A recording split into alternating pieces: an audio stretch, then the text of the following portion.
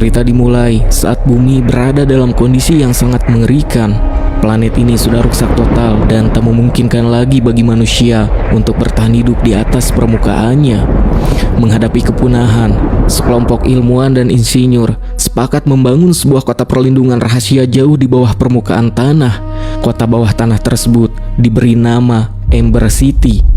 Para perancang kota menetapkan satu aturan mutlak: tak ada seorang pun boleh kembali ke permukaan bumi sebelum 200 tahun berlalu. Dan berdasarkan kalkulasi ilmiah, bumi diperkirakan baru akan pulih juga kembali layak dihuni setelah 2 abad. Untuk memastikan rencana ini berjalan, para ilmuwan menciptakan sebuah kotak besi misterius yang dilengkapi waktu hitung mundur otomatis, di mana kotak tersebut diprogram agar bisa terbuka tepat setelah 200 tahun. Juga di dalamnya tersimpan seluruh petunjuk teknis dan instruksi cara keluar dari Ember City untuk kembali ke permukaan. Kota itu pun diserahkan kepada wali kota pertama, lalu diwariskan secara turun-temurun dari generasi ke generasi. Namun, rantai komando terputus saat kotak berada di tangan wali kota ke-47. Sang wali kota tewas mendadak akibat serangan jantung sebelum sempat menyerahkan kotak atau membagikan rahasianya kepada penerusnya. Dan akibat insiden tersebut, keberadaan kotak itu perlahan terlupakan dan terkubur di dalam lemari penyimpanan. Hingga waktu terus berjalan, tepat setelah batas 200 tahun terlampaui, mekanisme kunci kotak tersebut terbuka dengan sendirinya di dalam lemari yang berdebu. Namun sayangnya, karena informasi telah terputus selama puluhan tahun, sudah tak ada satupun warga kota yang menyadari arti atau keberadaan kotak tersebut.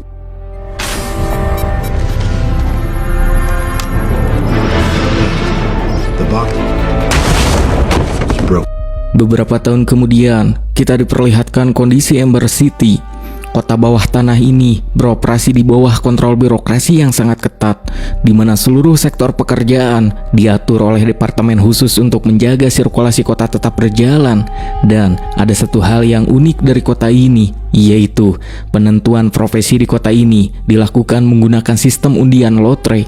Tak peduli seberapa tinggi tingkat pendidikan atau bakat seseorang, mereka semua dipaksa menerima pekerjaan apapun yang keluar dari kertas undian tersebut. Pun keterbatasan teknologi juga menjadi masalah utama di Ember City, sebab hampir seluruh aktivitas perawatan kota dilakukan secara manual karena ketiadaan suku cadang modern. Kota ini tak memiliki jaringan listrik mandiri, di mana seluruh pasokan cahaya bergantung sepenuhnya pada satu generator bertenaga turbin rahasia berukuran raksasa yang ditempatkan di level terbawah. Masalah terbesarnya, Ember City hanya didesain secara struktural untuk bertahan selama 200 tahun, yang karena usia kota ini sudah melewati ambang batas tersebut, seluruh fasilitas pun mulai mengalami malafungsi massal, di mana kerusakan komponen generator memicu pemadaman listrik total secara acak hampir setiap hari, yang mengancam kota akan kegelapan permanen.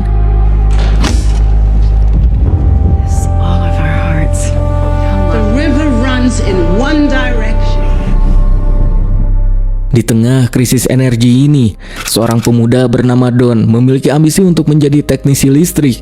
Ia ingin membongkar dan memperbaiki generator utama demi menghentikan krisis pemadaman. Ayah Don sendiri dulunya adalah mantan teknisi listrik yang gagal menyelesaikan masalah generator tersebut, dan Don bertekad melanjutkan eksperimen ayahnya. Di sisi lain, di sudut lain kota, seorang gadis bernama Lina memiliki impian yang sangat berbeda. Ia mengincar posisi sebagai petugas pengantar pesan cepat yang bertugas menghubungkan komunikasi verbal di seluruh sektor Ember City. Give her a smack. It was really good. Hari penentuan lotre pekerjaan pun akhirnya tiba. Namun, hasil undian justru berbalik dari ekspektasi mereka. Lina mendapatkan kertas lotre sebagai pekerja pipa air bawah tanah, sedangkan Don justru terpilih menjadi pengantar pesan, yang tentu hasil ini pun membuat keduanya kecewa.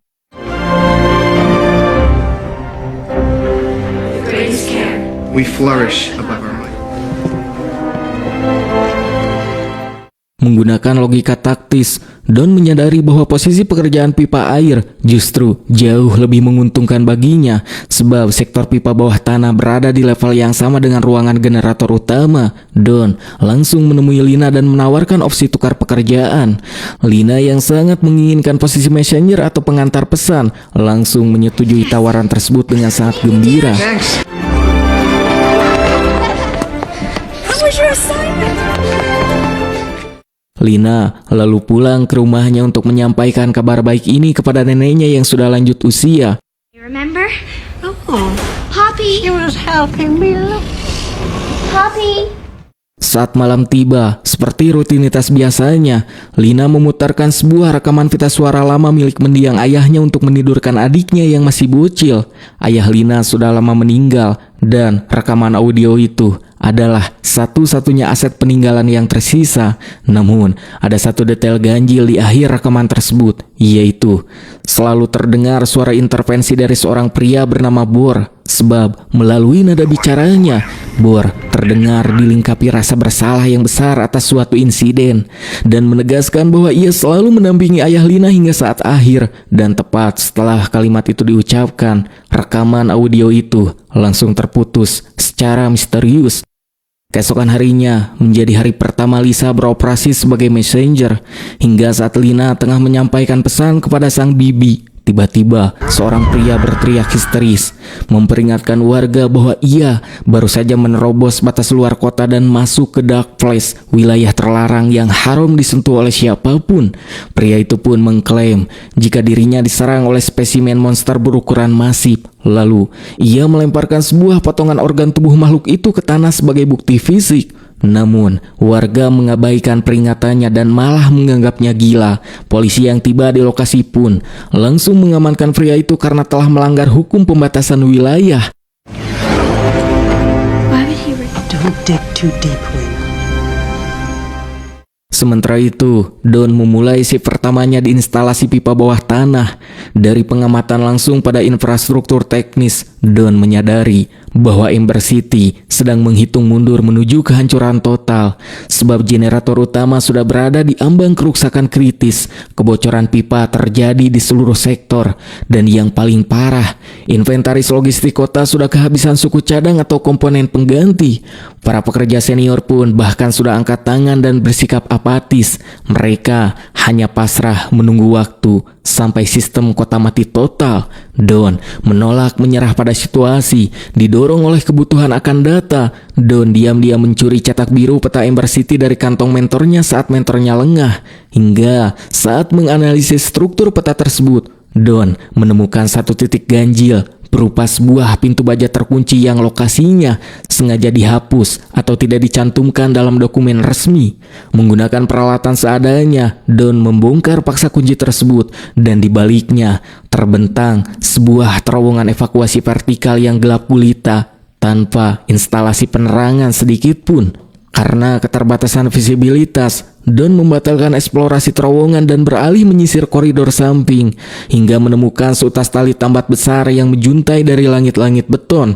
Don pun memanjat tali tersebut dan menembus sebuah ruangan perimeter atas yang ternyata merupakan kompleks gudang penyimpanan makanan utama kota.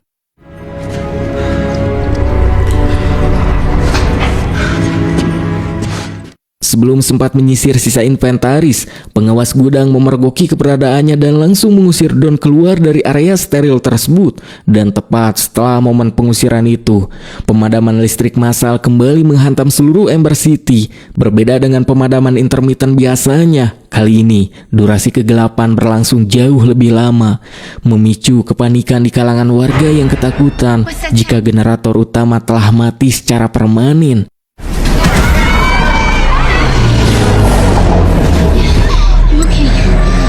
He said he heard water. Setelah sistem listrik berhasil dipulihkan secara darurat, Lina bergegas pulang untuk memeriksa kondisi keluarganya. Dalam kondisi sarawak pasca pemadaman, sang nenek yang mengidap demensia mendadak mencoba menyampaikan informasi krusial mengenai sebuah objek rahasia yang tersimpan di dalam rumah mereka. Sang nenek menjelaskan bahwa objek itu adalah sebuah kotak logam misterius yang dulunya diwariskan khusus di kalangan wali kota teratas. Namun, jalurnya terputus hingga akhirnya tertimbun di lemari keluarga mereka. Lina pun langsung membongkar tumpukan barang bekas di loteng hingga akhirnya ia berhasil mengevakuasi kotak logam tersebut. Kunci otomatisnya sudah terbuka, namun karena sang nenek yang sudah pikun, ia melupakan pesan yang ada di dalam kotak tersebut. What's so special? I remember. Okay, Granny, I've got to get back to work. Keesokan harinya, Lina menerima tugas untuk mengantarkan nota diplomatik langsung ke kantor wali kota Ember City. Hingga begitu melangkah masuk ke ruang kerja, Lina menangkap gerak-gerik mencurigakan. Sang wali kota tampak panik dan buru-buru menyembunyikan sebuah kunci ke dalam laci mejanya saat Lina hendak menyampaikan pesan secara haharewosan. I was just curious. He was my great. I still live in the same place he did. Saat berjalan keluar, Lina kembali mendeteksi anomali. Ia melihat seorang penjaga gerbang bernama Lufer sedang melakukan transaksi rahasia dan berbisik mencurigakan dengan seorang oknum di sudut gelap. Going black for good. What's going back? For good. Lina mulai fokus memecahkan teka-teki dokumen di dalam kotak logam warisan keluarganya. Ia bersama Don mengidentifikasi sebuah simbol aneh yang tercetak di atas penutup kotak. Di dalamnya, mereka menemukan serpihan-serpihan kertas dokumen yang strukturnya menyerupai potongan sebuah cetak biru. Mereka pun lalu menyusun kembali potongan-potongan kertas tersebut satu persatu secara presisi, dan begitu seluruh fragmen terpasang, mereka mendapati sebuah fakta krusial, yaitu dokumen itu adalah instruksi sekaligus peta rahasia untuk keluar dari Ember City menuju permukaan bumi, di mana peta itu memetakan sebuah jalur terowongan khusus. Indikator itu pun langsung memicu ingatan Don pada pintu baja misterius yang ia temukan di dekat instalasi pipa bawah tanah. Don yakin peta rahasia ini adalah panduan navigasi untuk menembus terowongan gelap di balik pintu tersebut. Tanpa membuang waktu, mereka berdua pun bergerak diam-diam menuju koordinat terowongan terlarang tersebut.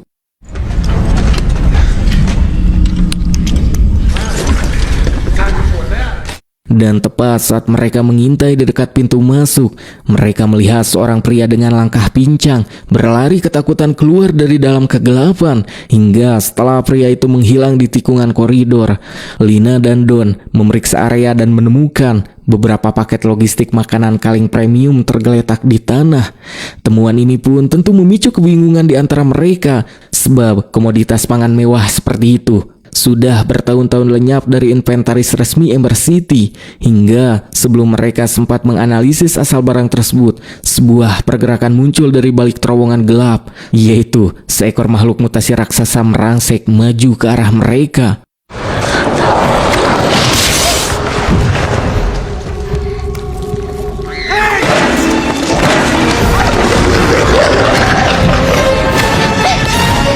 Thanks for another great idea.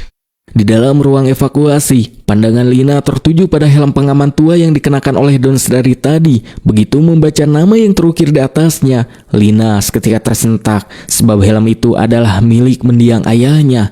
Don menjelaskan, berdasarkan laporan resmi kota, pemilik helm itu tewas akibat kecelakaan kerja dan tenggelam saat memperbaiki saluran pipa air utama. Namun, Lina mendeteksi ada kejanggalan dalam laporan tersebut. Sebagai pekerja messenger, ia tahu debit pasokan air di Ember City terlalu kecil untuk bisa membuat seorang pekerja dewasa tenggelam secara tak sengaja. Demi mencari kejelasan, Lina kemudian menemui bibinya untuk membongkar arsip masa lalu. Hingga di bawah tekanan interogasi Lina, sang bibi akhirnya mengaku bahwa ayah Lina sebenarnya telah lama mendeteksi keberadaan dunia luar di atas langit-langit Ember City. Dan didorong oleh keyakinan itu, ia nekat melakukan eksplorasi ilegal untuk mencari celah keluar dari kota bawah tanah ini. Hingga akhirnya ia tewas dieksekusi oleh medan berbahaya. Sang bibi pun sengaja mengubur fakta ini agar Lina tak mengulangi kesalahan fatal yang sama. They're taking the box to the mayor. Yes. Di tengah jalur pulang, Lina berpapasan dengan temannya yang bernama Lizzie. Saat berinteraksi, mata Lina menangkap keanehan pada tas bawaan Lizzie yang berisi jatah makanan kaleng mewah berskala langka.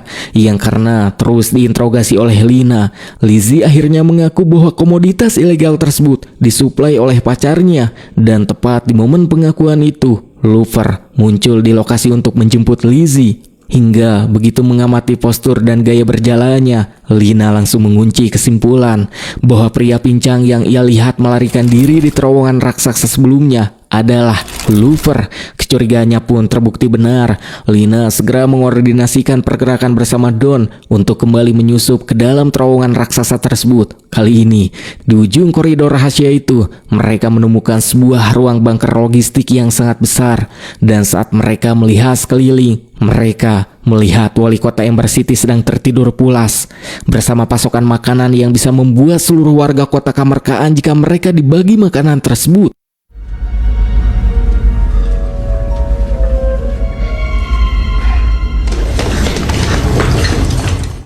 Mereka pun akhirnya mengamankan diri di rumah Lina untuk menyusun rencana darurat. Seperti biasa, Lina memutar kembali rekaman audio peninggalan ayahnya sebagai kamuflase suara untuk menidurkan adiknya. Namun kali ini, Don mengamati frekuensi audio tersebut secara lebih detail dan dengan instingnya, Don mendeteksi ada modulasi suara tersembunyi dan transmisi frekuensi lain yang aktif di latar belakang rekaman pita suara tersebut. Hingga setelah menganalisis frekuensi audio itu berulang kali, Don menangkap sebuah fakta mengejutkan, yaitu suara intervensi di latar belakang rekaman pita suara itu ternyata adalah suara ayahnya sendiri. Dan di detik-detik akhir rekaman terdengar pelafalan nama Loris Harrow yang merupakan nama ayah Don.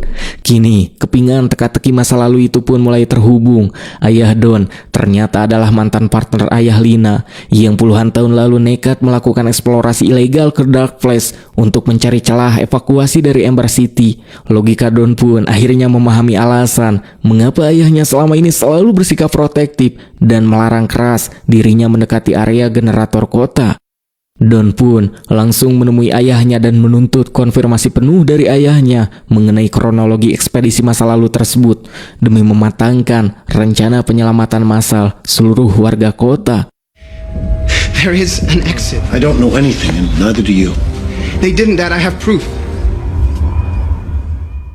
Di lokasi lain, Lina bergerak taktis, mencoba menyebarkan bukti kejahatan penimbunan logistik oleh wali kota kepada publik. Namun, birokrasi kota bergerak lebih cepat. Pengaruh politik wali kota telah mencuci otak aparat, yang membuat Lina justru dituduh menyebarkan rumor palsu, ditangkap, dan langsung diseret menghadap wali kota.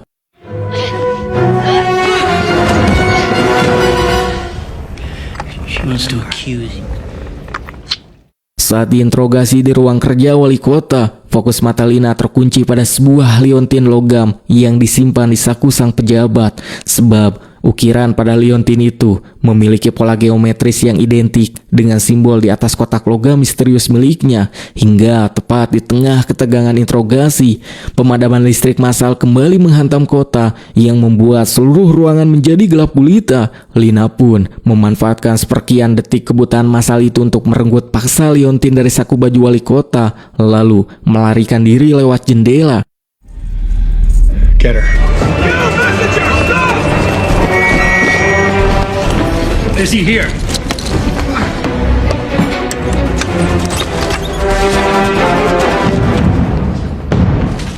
Setelah situasi aman, Lina dan Don bergegas mengamankan diri menuju koordinat terowongan bawah tanah yang dulu gagal ditembus oleh ayah mereka. Dan di ujung area terlarang tersebut, mereka menemukan sebuah instalasi mesin pengebor mekanis raksasa, peninggalan para insinyur pendiri kota. Is this all about? We'll be late for the Dengan seluruh aparat kota yang menutup jalur mundur mereka, tak ada opsi lain selain mengaktifkan mesin bor tersebut. Unit bor raksasa itu pun menderu, menjebol barisan beton, dan membawa mereka meluncur turun jauh lebih dalam ke kerak bumi. Hey, that stuff, cover it. That is. They started singing.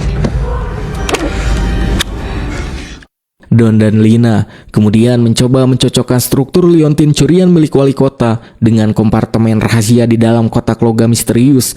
Mekanisme internalnya terkunci pas, dan ketika digabungkan, kedua objek itu mengaktifkan sebuah instruksi visual baru berupa simbol sirkuit generator utama. Don langsung mengunci kesimpulan akses evakuasi keluar dari Ember City terintegrasi langsung dengan jantung mekanisme generator utama kota. Mereka kemudian memutuskan untuk melakukan manuver nekat dengan menyusup kembali ke area kota yang sedang dijaga ketat. Lina menjemput adiknya lalu bersama Don, mereka menerobos barisan pengaman menuju ruang generator level terbawah. Namun sesampainya di sana, gerbang generator berlapis baja tetap terkunci rapat tanpa celah. Hey, where is it? Lina membuka kembali cetak biru melingkar dari dalam kotak logam, kemudian mencocokkan detailnya dengan instrumen panel generator. Ia menyadari bahwa peta melingkar tersebut bukanlah peta geografis biasa, melainkan instruksi manual navigasi ruangan. Mengikuti cetak biru tersebut, mereka menggeser sebuah lemari arsip raksasa dan menemukan akses pintu hidrolik di baliknya.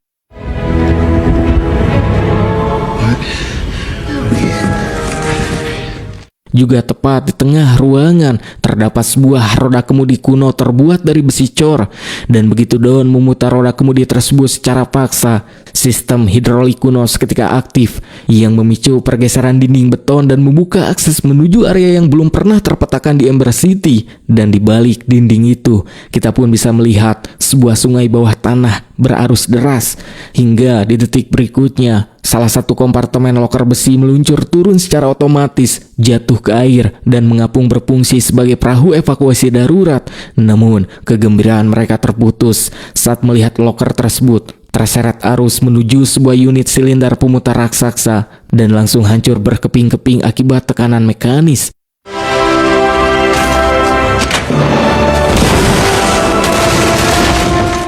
Lina pun menyadari visualisasi mengerikan ini, yaitu roller penghancur arus inilah yang puluhan tahun lalu mengeksekusi ayahnya hingga tewas. Berdasarkan analisis debit air, Don menyusun rencana taktis. Jika mereka bisa merekayasa sistem kontrol untuk menaikkan volume air sungai hingga melewati batas ambang roller, perahu mereka bisa melompati mesin pembunuh tersebut dengan selamat. Mereka pun kemudian menyisir peta dan menemukan ruang kontrol katup air. Namun, pintunya dilengkapi kunci enkripsi mekanis. Lina menggunakan liontin wali kota sebagai kunci master, memasukkannya ke slot pintu, dan sistem pun berhasil ditembus. Di dalam ruang kontrol, mereka mulai menarik tuas dan mengaktifkan seluruh sirkuit air berdasarkan instruksi cetak biru. Set water. Hey, who's next? Mekanisme roller itu pun mulai bergeser dan volume air sungai melonjak drastis. Namun, beban kerja hidrolik yang masif memicu lonjakan arus pendek pada generator utama Ember City. Meteran listrik kota meledak massal, barisan lampu kota pecah beruntun, dan kegelapan permanen resmi mengurung Ember City bersamaan dengan banjir bandang yang mulai menenggelamkan sektor pemukiman.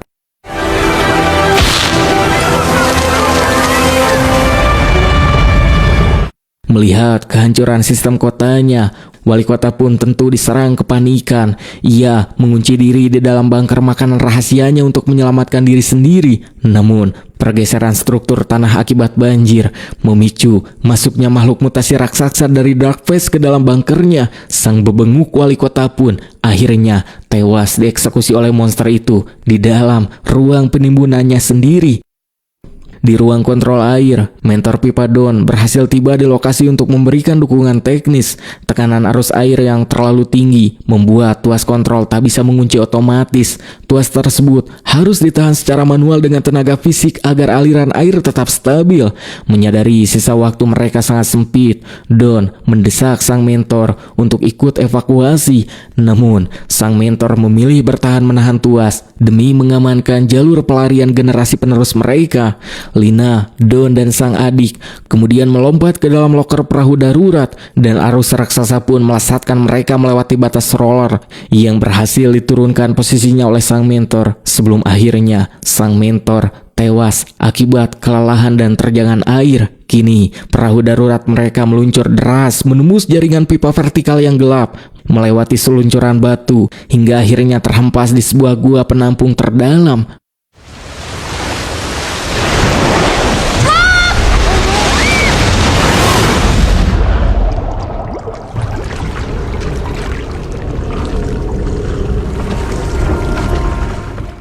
Mereka lalu menyusuri jalan setapak, mendaki, hingga menangkap seberkas pancaran cahaya dari kejauhan.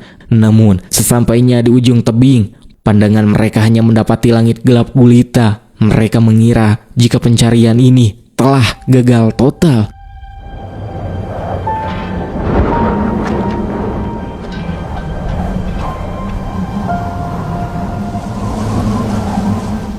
Namun beberapa jam kemudian sebuah transisi alami terjadi. Garis cakrawala perlahan memancarkan fajar dan matahari terbit sepenuhnya, yang untuk pertama kalinya dalam sejarah hidup mereka, Lina juga Don menyaksikan langit biru, vegetasi hijau, dan matahari bumi yang sesungguhnya. Dan kini mereka pun telah resmi kembali ke permukaan bumi yang telah pulih total dari radiasi masa lalu.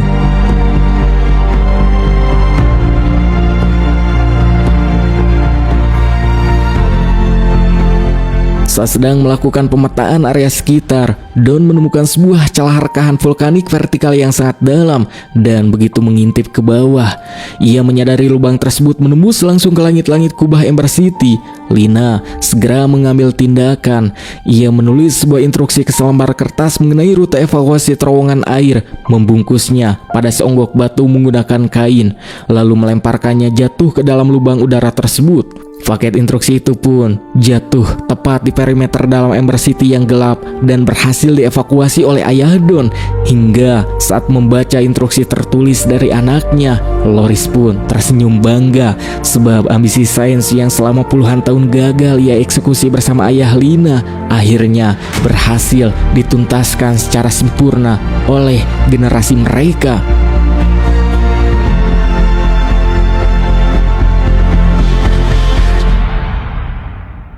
Pada akhirnya, film ini bukan hanya sekadar cerita tentang bertahan hidup di bawah tanah, melainkan tentang keberanian untuk mempertanyakan batas-batas yang mengurung kita. Ketika instruksi dari masa lalu sempat terlupakan oleh keserakahan, rasa ingin tahu dua anak remaja ini berhasil menuntun umat manusia keluar dari kegelapan menuju fajar yang baru. Segitu saja untuk video kali ini. Like dan subrek jika kalian menyukainya. Jumpa lagi di video selanjutnya. Abrai Seprakanca Kru yang bertugas pamit undur pamit ungkur dari hadapan Anda. Dan bye.